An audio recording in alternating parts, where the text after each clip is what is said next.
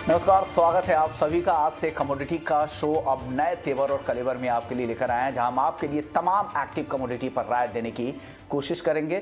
साथ ही आपके लिए टॉप ट्रेडिंग आइडियाज भी दे जाएंगे। तो चलिए आज से शुरू करते हैं मुनाफे की मंडी। और आज हमारे साथ कुछ खास मेहमान भी हैं।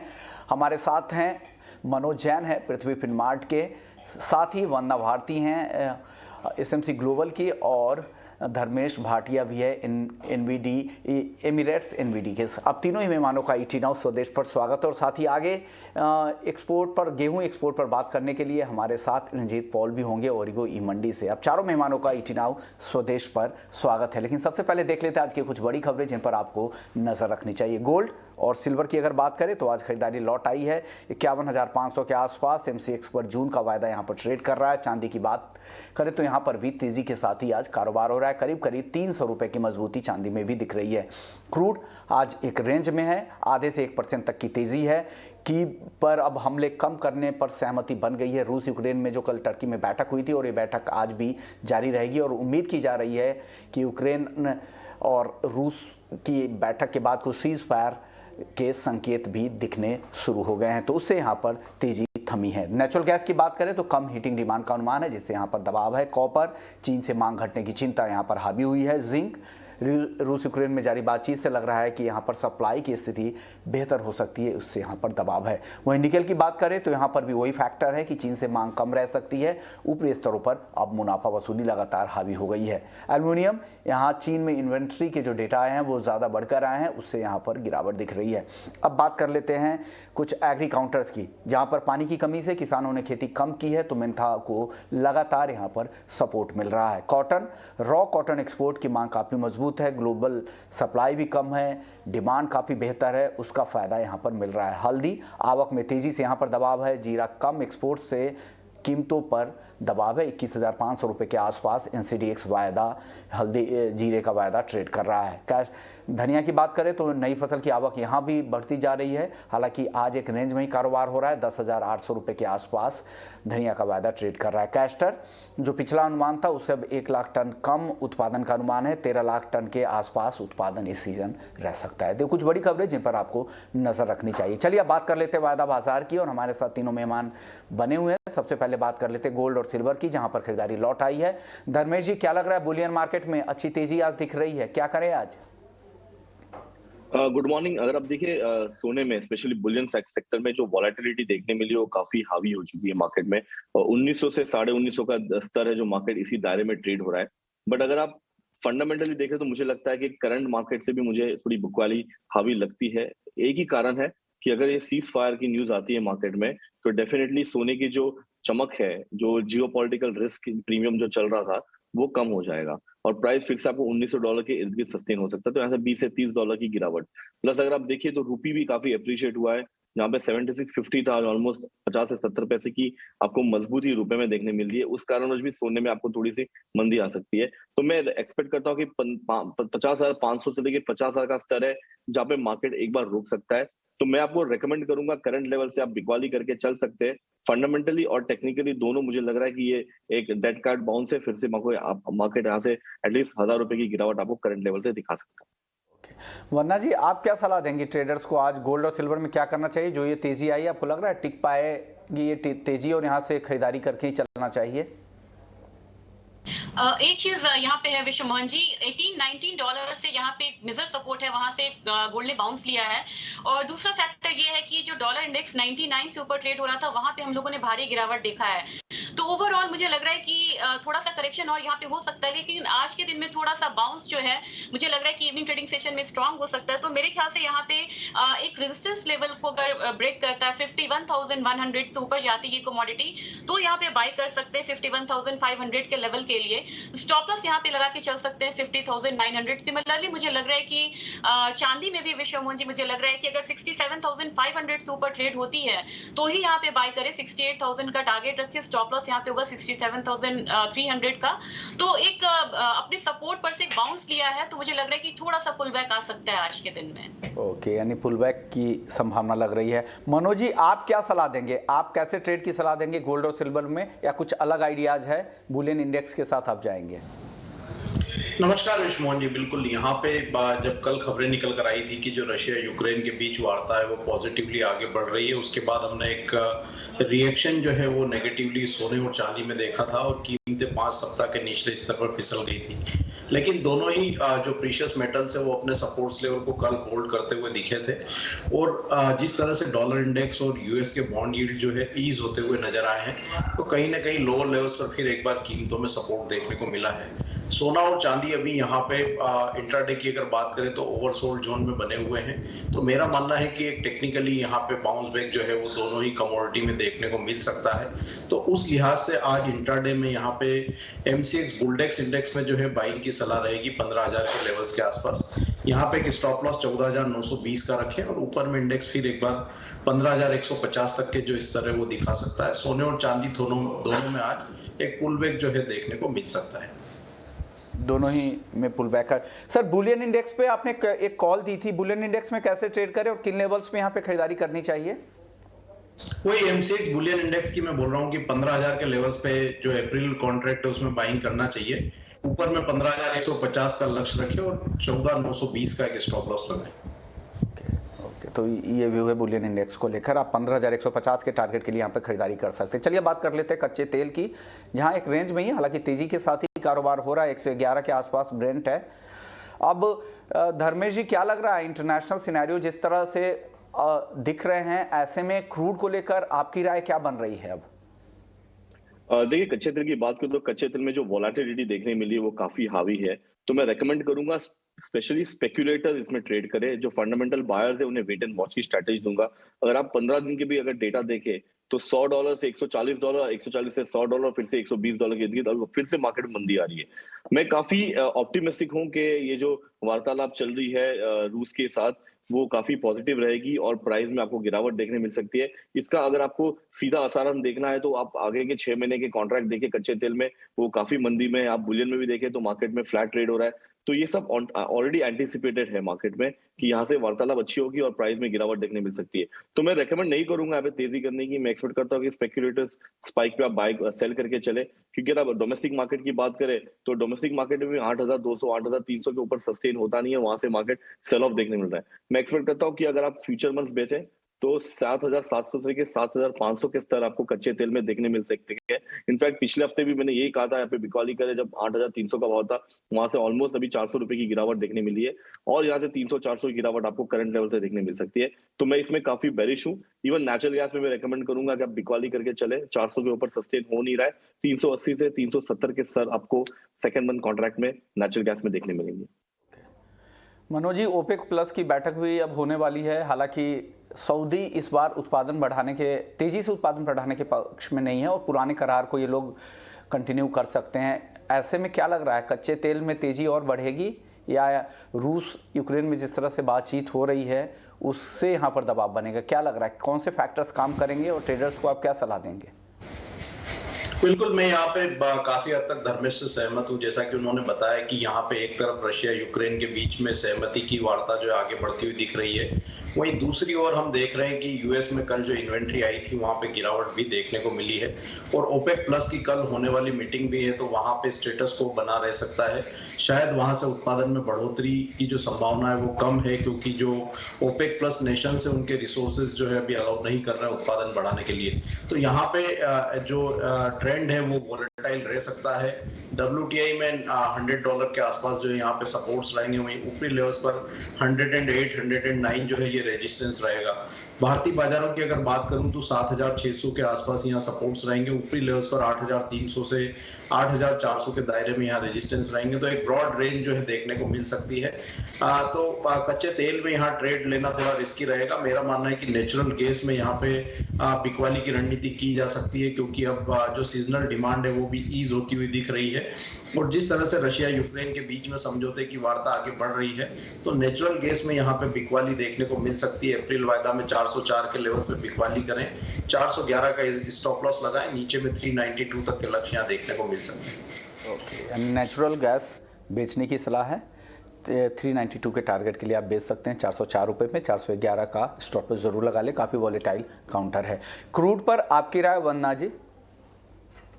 विश्वमोहन जी, मुझे लग रहा है कि ये काउंटर ऐसा है जिसमें ना हम तो अभी एक्सट्रीम बेयरिश हो सकते हैं ना एक्सट्रीम बुलिश हो सकते हैं, तो एक रेंज में ध्यान रख के काम करना होगा। $96 मुझे लग रहा है कि नाइमिक्स में एक बार फिर से आ सकता है और वहां पे ये कमोडिटी सपोर्ट ले सकती है।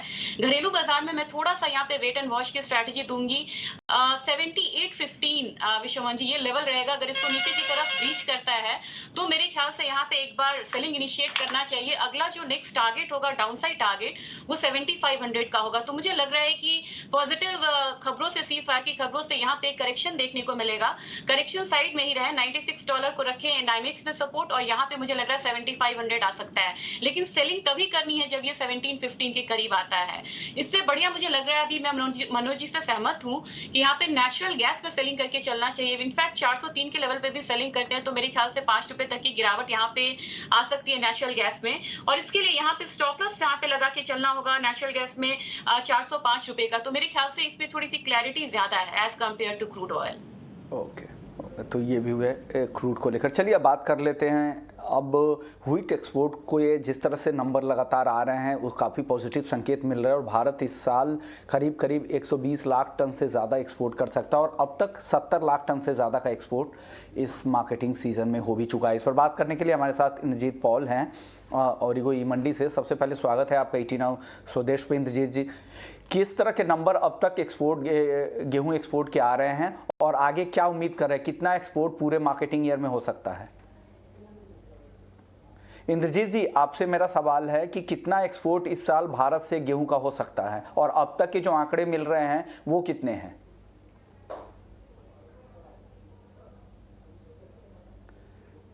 इंद्रजीत जी, आवाज आ रही है आपको? हाँ जी विश्वमोहन जी, गुड मॉर्निंग।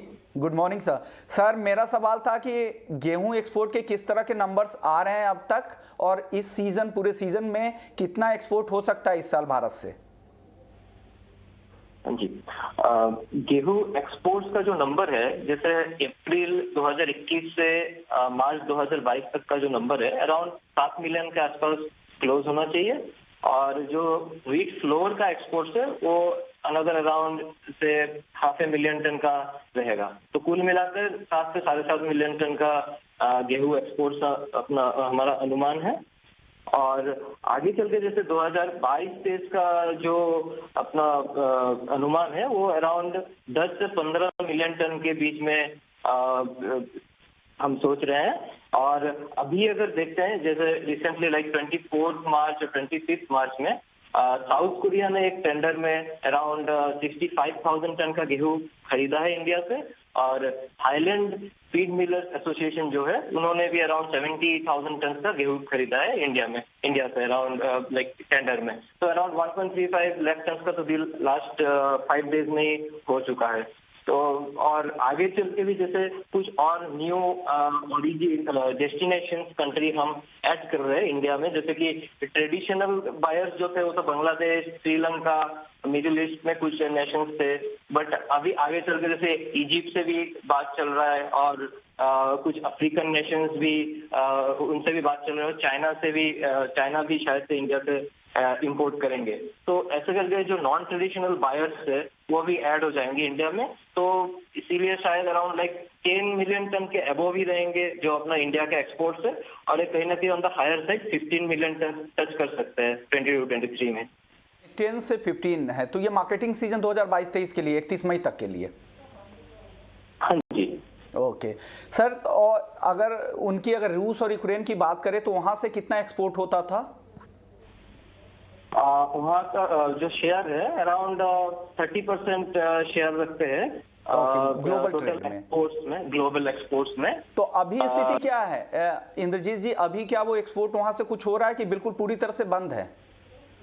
नहीं, फिलहाल जैसे रशिया से हम एक्सपोर्ट्स फिर से चालू होने को देखे हैं और इवन यूक्रेन से भी स्टार्ट हो गए हैं उधर से एक्सपोर्ट।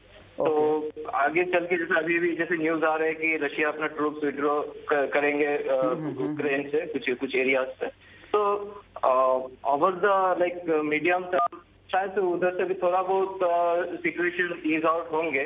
तो या सर तो सर अब प्राइस की बात करते हैं। हाँ, वहाँ पे धीरे धीरे एक्सपोर्ट आगे बढ़ने की उम्मीद कर सकते हैं, लेकिन सर अब सवाल ये होगा, क्या जो मौजूदा प्राइस है, हालांकि पिछले एक हफ्ते में 8-9% की कमजोरी भी आई है, कब तक कौन सा लेवल होगा इंटरनेशनल मार्केट में जिस लेवल तक इंडिया के लिए वायबल होगा एक्सपोर्ट करना गेहूं का? ओके, अभी का जो हम लेवल देख रहे हैं, जैसे ऑस्ट्रेलिया का जैसे ASW व्हीट है वो अराउंड $390 पे ट्रेड हो रहे हैं फिलहाल, और इंडिया समवेयर अराउंड $330-335 पर मेट्रिक टन के बीच में ट्रेड हो रहे हैं।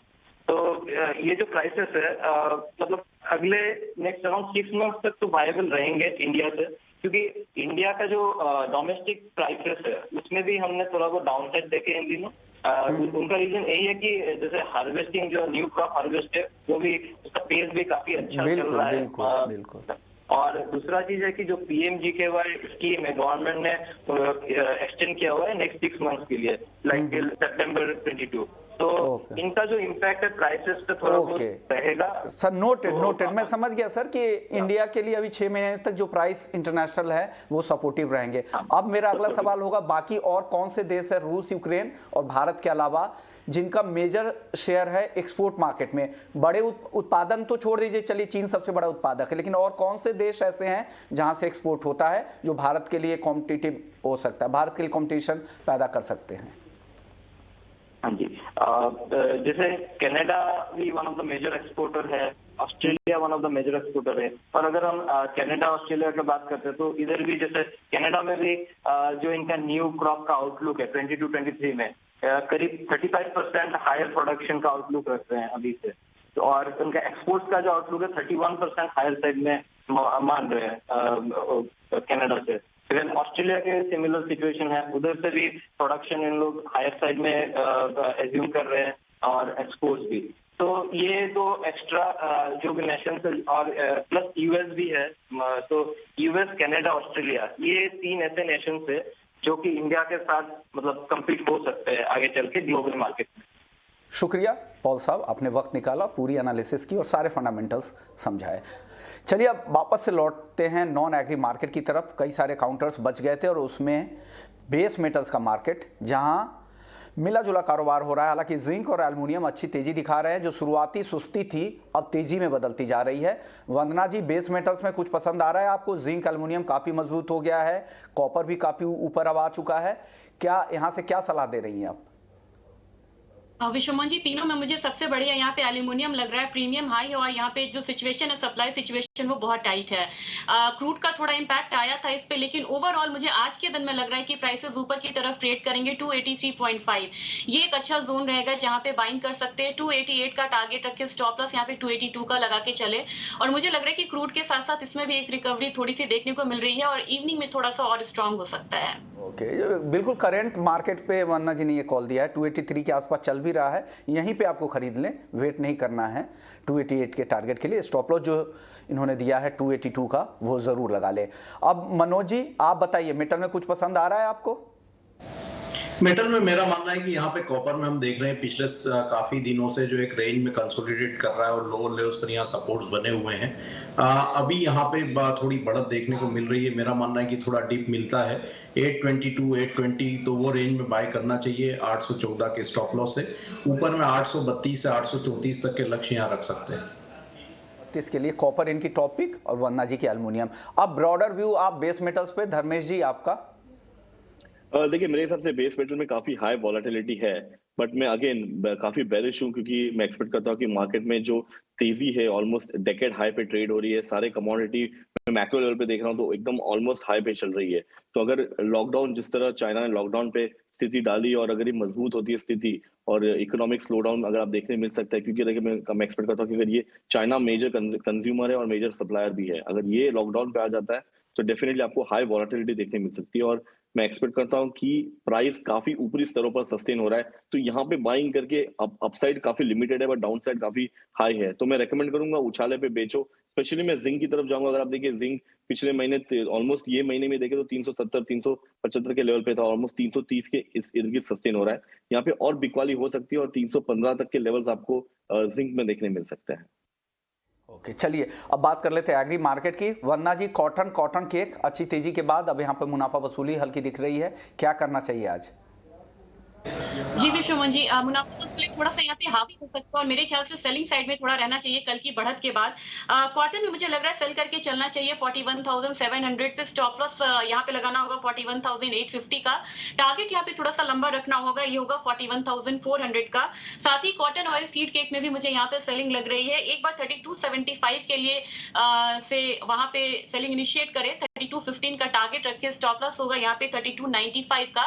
बस ध्यान देने वाली बात ये है कि इंट्राडे में मैंने यहाँ पे एक सेलिंग कॉल दिया है। ओवरऑल ये जो काउंटर है स्ट्रांग है, तो स्टॉप लॉस के साथ ट्रेड करिए और कैरी फॉरवर्ड ना करें पोजीशंस को।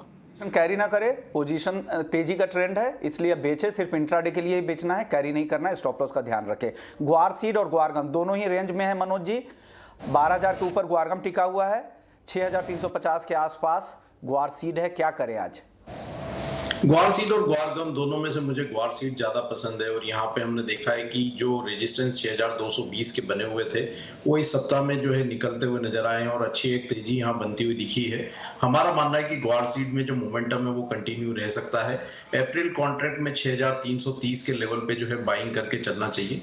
6,280 का एक स्टॉप लॉस लगाएं।